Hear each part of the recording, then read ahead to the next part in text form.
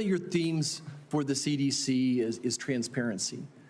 And I think when I hear you talk about transparency, I think part of that is sharing what you know, what the CDC knows with parents so that they can make decisions. I mean, I say I'm not anti-vaccine. Saying I'm anti-vaccine is like saying I'm anti-medicine. I'm pro-medicine, but I understand some medicines harm people. Some of them have risks. Some of them have benefits that outweigh those risks for certain populations, and the same is true with vaccines.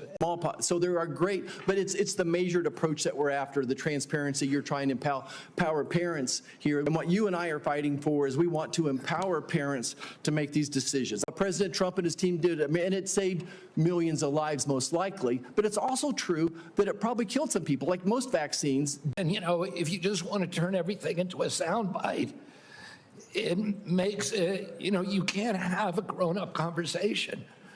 But, there were more reports to VAERS, which is the only surveillance system that we have, of injuries and deaths from that vaccine than all vaccines put together in history. We have to acknowledge that there was a cause.